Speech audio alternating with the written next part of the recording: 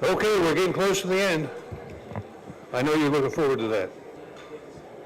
Okay, our final panel for the day is on rooftop solar capacity development. And our panelists will be Scott Bowden. Scott is Director of Business Development for Solectria, a Yaskawa company, USA.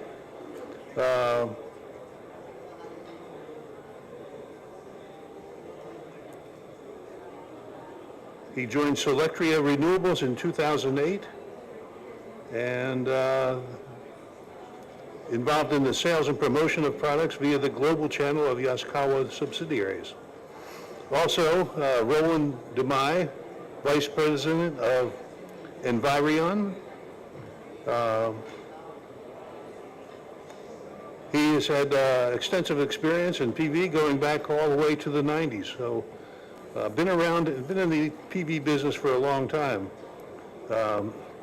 Also on the panel, Leandro Leviste, who is president of Solar Philippines, a fast-growing 125-person company that has 7 megawatts of rooftop capacity installed and is now working on utility-scale ground-mounted projects. And finally, Emma Imperial, president of Imperial Homes. She's president and chief executive officer of Imperial Homes, which is one of the largest developers of socialized and affordable housing with over 15,000 homes built since 1983. His company was recently awarded by the IFC World Bank the Philippines' first Excellence in Design for Greater Efficiency certificate for green building. And they also are the poster child for that program. Just this last January 14th, 2015, they launched the Philippines' first solar power mass housing project, Via Verte in Santo Tomas, just south of here in Batangas. So can I ask the panelists to come on up?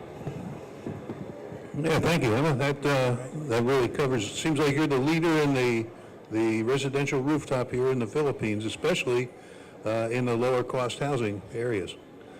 Now I'll just ask each one member of the panel here to just say a few words about what they would, message they would like to make today, a little bit of an introduction. We'll start with Leandro. Hi, everyone. For those who weren't in this morning's session, maybe I can repeat some of the things I said about commercial and industrial rooftops. It's a huge potential market because you can imagine there's thousands of hectares of unutilized rooftop space that, unlike developing a ground-mounted installation, wouldn't need lots of land conversion permits, you wouldn't be displacing any farmers, you're doing a lot of compounded good for the world. But there are, however, some unexpected challenges. The first is that in a country growing as fast as the Philippines, people aren't sure if they're going to be occupying those same buildings for 25 years. And you need that long term to justify the initial investment of a solar system. So it's finding the customers who would commit to that is the challenge and the limitation to the size of this market. The second is that there's lots of other site risks, leakage, fire, structural integrity, and even counterparty default or a change in ownership, as mentioned earlier. And the third is that there's a lot of time and effort that needs to be dedicated to be able to build a large rooftop business compared to a one-off project business for a 50 megawatt solar farm. But in the long term, I think all of us here agree, this is going to be the majority of the solar installed in the Philippines. And for those companies that are thinking long term, this is going to be something that will pay itself off very well. I agree. My name is Scott Bowden, and I represent Solectria. And we build inverters in the U.S. We were also acquired by Yaskawa, Japan. So we have presence now in the Asian marketplace, and we look forward to doing business here in the Philippines. A significant amount of the work that we've done in the U.S. is on rooftops. It is, in the Philippines, an absolutely untapped resource. And I agree. I think that is going to be the quickest method. If I look at what we've done in the States, sure, utility scale projects are wonderful, but there's a lot of work that goes into them. There's a lot of financing that goes into them. Companies can put solar on all of their roofs, and it pencils out very quickly. So thank you. Okay, thank you very much. I have my own, no problem, Mike. Yeah, I'm Roland Dimai. I'm from Austria, and I love to be hosted here by my Filipino friends, which convinced us to move our family over to the Philippines. What all my Filipino friends did face so far is simply a monthly nightmare, and exactly then when a bill comes in, and from a company which begins with M, but I don't know which one it was. And that means here in the Philippines, for an average household owner, it is really very easy to recover the costs he has in electricity quite quickly. Just as a comparison, if you invest about $10,000, this will bring you probably in the Philippines, I guess, about 70 to 90,000 pesos savings a year if you consume all the electricity on your own. So that means the return you get is simply 20%.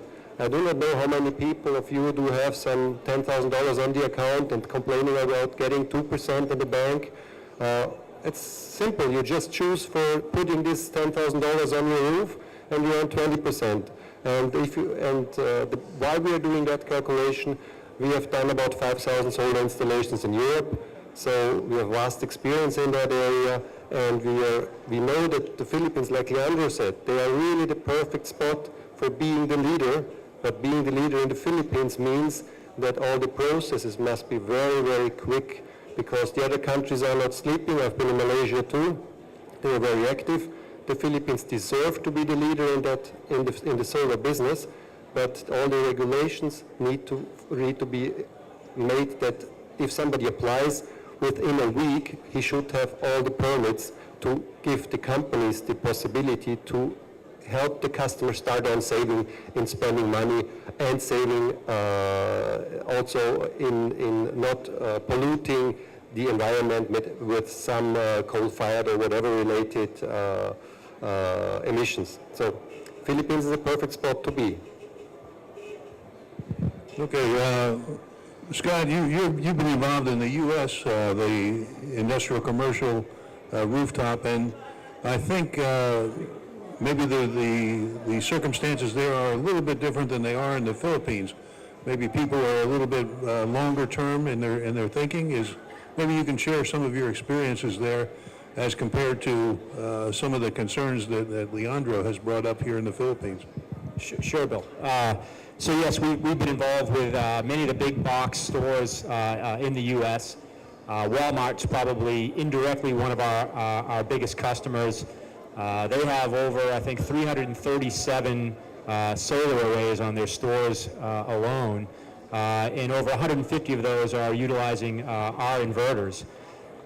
Typically in the U.S., again, the untapped, what do the big box stores that we do business with all have in common? And it is hectares of unused roof space. Typically when Walmart goes in and builds a new store in the U.S., it's a brand new building. They plan it for the long run. Their goal is, actually I scribbled down a few notes here. So Walmart's committed to put up 7 gigawatts of renewable energy by 2020. By far, they're the largest. They've already got 2.2 gigawatts of solar complete. The other two leaders in the U.S. is IKEA. Their goal is to be energy independent by 2020, and then Cole, that's got 37 megawatts of PV on the roof, and they buy another 1.5 gigawatts, which basically covers them 100% for their power from renewables. So yeah, I think some of these U.S. companies are in it for the long term when they build these buildings, but they're in it, I think, for the sole purpose that we all want to get into solar, and that's to save money.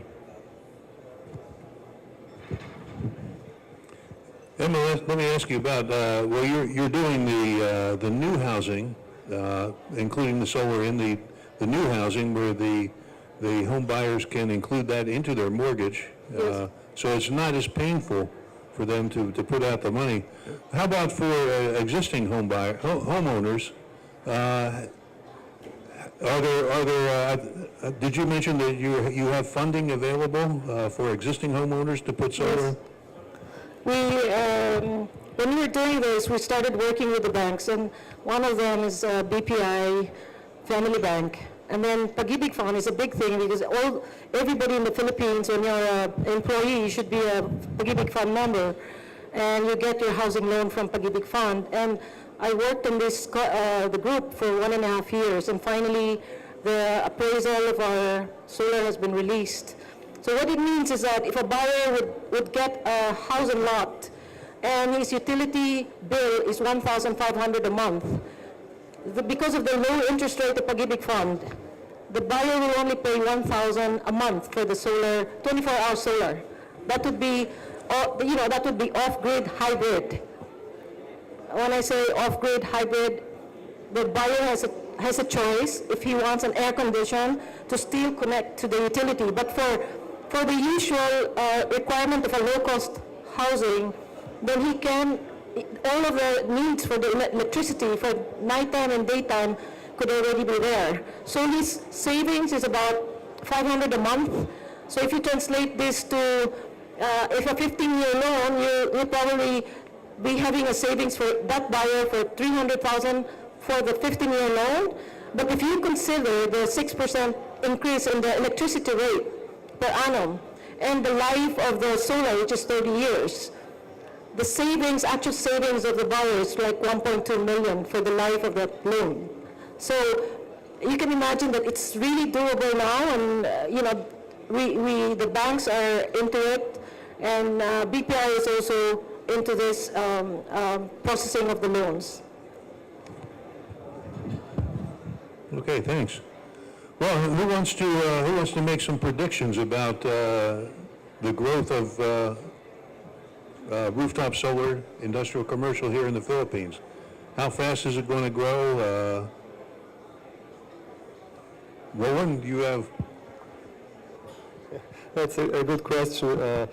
Probably also have to bring up at first that Envireon is our solar company with our Filipino friends, and PlusMinusGlobal is our battery company in Hong Kong. So we have both combined. But the growth in Germany maybe might be a comparison, because Germany did start quite slowly with a little bit of subsidies, and the beginning was not that steep, but all of a sudden it became kind of let's say a must-have on your roof. But the must-have on your roof was induced not because the people wanted to have it that desperately. It was just because it was turned over into an additional business for the banks. So that means all the processing, this is what I mentioned earlier, all the processing to get the permits has been done by the banks as an additional source of income. Because the bank did know exactly, okay, I get the money back from the state if I do the financing for this and that customer. And the banks have all the customers because they know you personally more than probably your wife does know you. In the end, so it turned out that you went to your bank service agent, and all of a sudden he said to you, like selling a life insurance or selling an investment, he said, what about solar? You own a house, it would be a big business for you, you're going to make 10 or 15%. And then you said, yeah, I never thought about that, but is it complicated? I said, no, here, look here, just sign 2 times. And then 3 days later, he got the permit, and then there came a call from a company, when are you available for 4 hours? This is the average what we need for a 5 kilowatt installation on a house. So the easiness of the process did speed up the market dramatically, because all the insecurities is, do I get the permit, is my roof okay, whatever, this is guaranteed with one signature. So the customer is totally safe, so the customer simply will use it. And here, it is at least 50% more rewarding than it was in Germany, because you have so high electricity rates that simply it's a perfect investment. And it has nothing to do with being green or not green. It's just doing an investment which pays you off very, very strong. And therefore, I guess if you overcome the hurdle, like I said before, in permitting and in duration and just 104 installations, net metering, what I've heard before, then it can grow dramatically, really quick. But I can't tell you any number. On making a forecast for the uptake of commercial and industrial rooftops, it's perhaps better to start with how big the total market could be one day, and that's definitely in the range of thousands of megawatts. But in terms of how fast that can all be installed, better luck looking at ground-mounted installations for quick growth. because rooftop, if it's unsubsidized, is a long-term game. First, if you think of the psychology of your typical commercial or industrial business, they're not in a rush to go solar if it's attractive returns, but still not within their core business. And if you're offering them some sort of third-party ownership model where you're selling them the power for a product that you financed, the savings are still not massive, except if it's the FIT, where you have this artificial reason to make them rush to install the system. But presently, that's not the more often used model. Second is that the economics are not as attractive as you might think because, yes, this mall is using 9 pesos per kilowatt hour all-in rates off of Meralco, but 20% of that bill is actually fixed. And rightly so, because Meralco invests in its distribution and transmission infrastructure based on peak capacity and not based on energy used. Even if you're at 1 megawatt demand for like 90% of the day, but at one point in the day you're at 2 megawatts peak demand, Meralco's going to charge you for 2 megawatts. And as a result, solar won't be decreasing that fixed part of the bill. The actual avoided cost is closer to 7, if not 6.5 pesos per kilowatt hour for most commercial and industrial customers. The others is also technical, because you can't put aside the technical when you're thinking of the commercial. There's a lot of rooftop in the Philippines, but unlike, for example, the Walmarts that Scott had very rightly pointed out, are these like big box, ideal type for solar. Most of those Walmarts are, I think, concrete decks. And for a concrete deck, in the Philippines even, you could put a ballasted type system, very easy to install, that's only going to be weighed down by a weight, but is not going to have to penetrate your roof. Philippine rooftops are metal sheet, GI type, corrugated or trapezoidal, which means that you're going to have 4 or even more penetrations per solar panel, meaning thousands of holes drilled into your rooftop, which causes many business owners to cower in fear that it's going to cause leakage, even though the suppliers have guaranteed that it won't cause these leakages. But there's lots of these details that actually have slowed the uptake of commercial and industrial rooftops, but eventually, yes, I agree. All of this will one day be solar powered. Yeah, I think you bring up a good point there. You know, in the U.S., there's a company called Solar City. They're doing residential rooftops. They're now up to 1.3 megawatts a day of residential rooftops that they're doing. Now, one of the reasons they can probably do that, they do it on, they sign up customers online. But one reason they can do that is because there's building standards. So they know that the rooftop can handle the solar installation, whereas here the building standards are not very strong, and you never know what you're going to find when you go to an industrial commercial customer. Anyway, do we have any questions from the audience? Anybody? Questions, comments?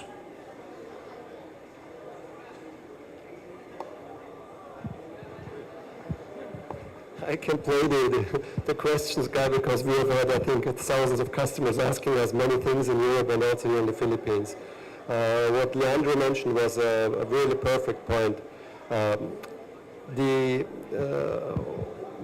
So as a key approach, how would you assess the stability of a roof in terms of, if I'm going to spend as a customer $1 million or as a household owner $10,000, how would the company assess my roof, and how would they guarantee that I don't have an infiltration with that? So how would the process be to get security about my concerns that when I sleep I get some droplets on my feet because it's raining and I have a nice solar but now a hole in the roof? How would you, what is the process of preventing that? You can have as tight of a contract and guarantees as possible, but the one question that everyone's going to ask is, if there's a leak, how do you prove that it's caused by my solar system and not just naturally occurring in your roof? Because any homeowner, any factory owner here will say, almost every roof in the Philippines, even without solar panels, is already leaking. But that even just generates this additional issue of, if it's leaking even not to the cause of the solar panel, are you going to remove those thousands of solar panels just to plug those leaks? But I think that's also why using the right suppliers is important, because those suppliers will have high quality equipment that won't leak, and that at the same time will have a warranty that takes no nonsense or liability for any leaks determined to be caused by the system. That is where I wanted to lead you to. Of course, all the players here in the Philippines, they have a responsibility, and the responsibility is like for a car manufacturer.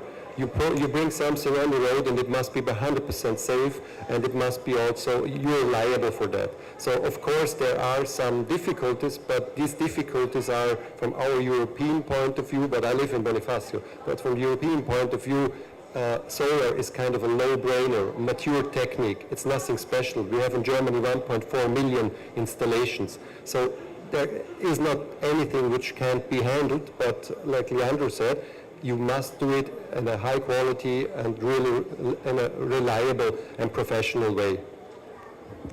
I'll add a little bit to what Leandro said as well. As the equipment manufacturer here, warranty is everything.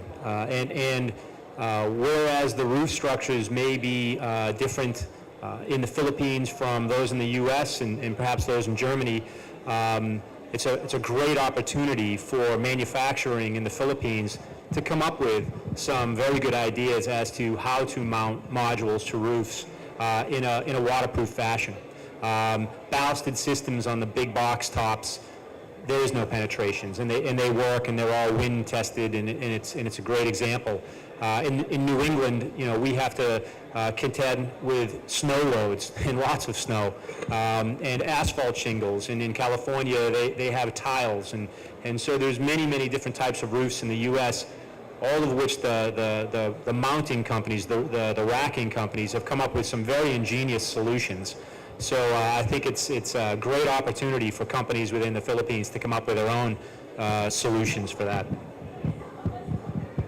That's a good point, because the Philippines would actually be, I think, the world's largest rooftop solar market in a tropical country.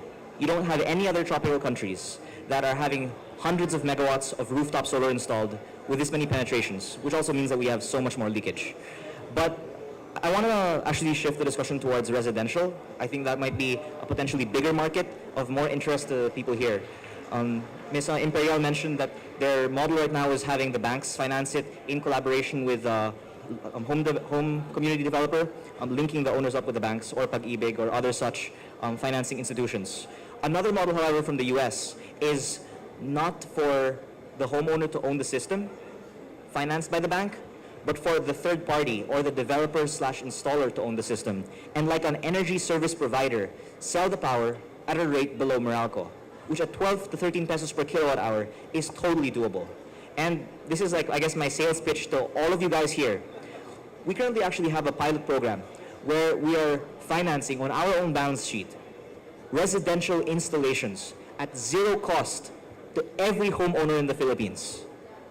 Your amortization over 10 years every month will be less than what you would be saving from Meralco. So instant savings, and after 10 years, free 30-year lifespan solar system at zero cost at the end of that term. Now, for a deal as good as this, it's still a good investment for us. The problem is how to get enough people to install the hundreds of signups that we have received just on our website, which we launched on a pilot phase. And if you were to make it public, big in the newspapers and in media, how we could get thousands of homes installed. Scott was saying that in the US, Solar City's got one team of people doing one home every 2 days. No, 2 homes every 1 day. Oh, 2 homes every 1 day. In the Philippines, we have our team doing 1 home every 3 days. So much less efficiency, probably a lot more efficient even in Germany. But it's because we're just getting started, right?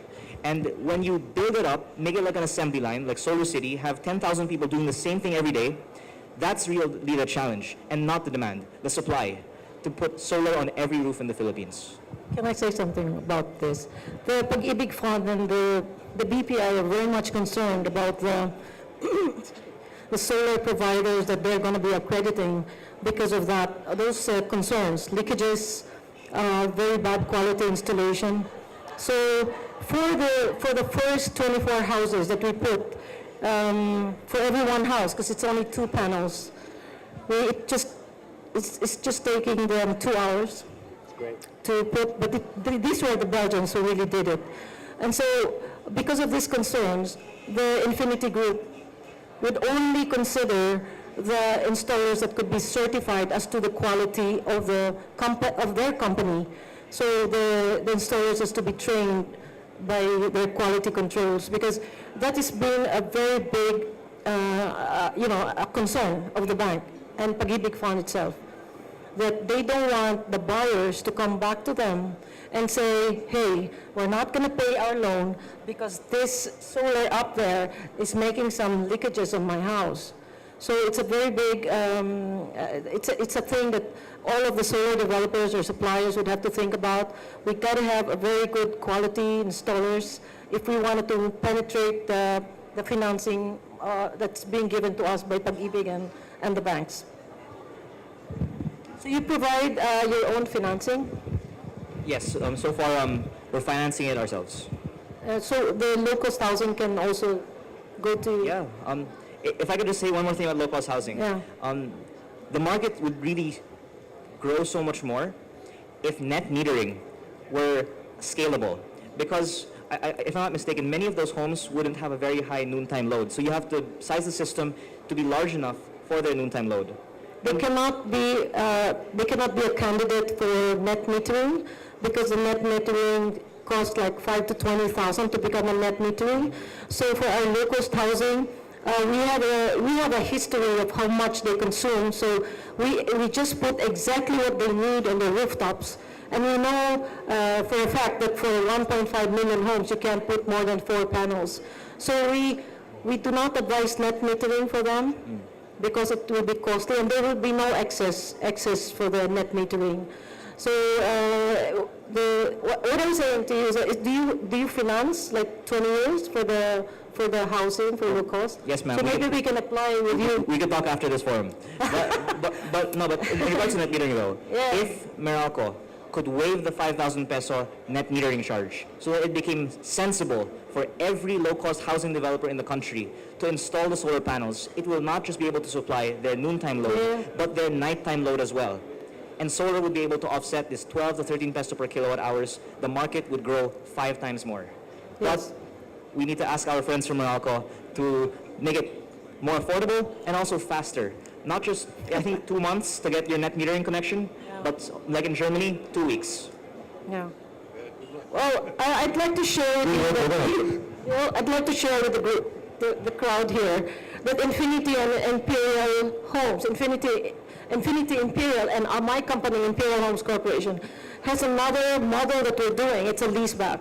So for our Via Verde, the buyers do not pay their solar. They're leasing the solar from us. So they don't have to go to the bank, but instead pay to the Enfinity Imperial for the payment of their solar. But that would mean volume houses. So for our first project that we're doing, it's about 1,000 homes. For our other projects, we do sale, which is direct sale, and we use the Pag-ibig Fund and BPI. And for the other developers, that's also sale. So there are a lot of developers interested in this. Thank you. Okay, thanks. Well, Roland, Scott, you have any last comments? We need to wrap up here in a few minutes. Anything? Thank you. Okay, well, I want to thank the panel for your contribution here today. I think the message is there's a huge opportunity there in the Philippines. There are just a few little things we need to figure out and get the right model. But Emma is really doing a job getting started on the residential rooftop with the affordable housing. I think that wraps things up for us today. I think we've had some very good discussion over the last couple of days. What I said yesterday morning, I think we're in for a real explosion in the renewables and especially the solar worldwide over the next 10 years. It is going to be very exciting to be in the electricity business around the world. 10 years from now, the way that electricity is produced around the world will be significantly different than it is today. So, thank you everyone for your attention, and I think that wraps it up. I don't see Valerie or anybody, the organizers want to say anything? Okay, thank you, panel. Thank you very much.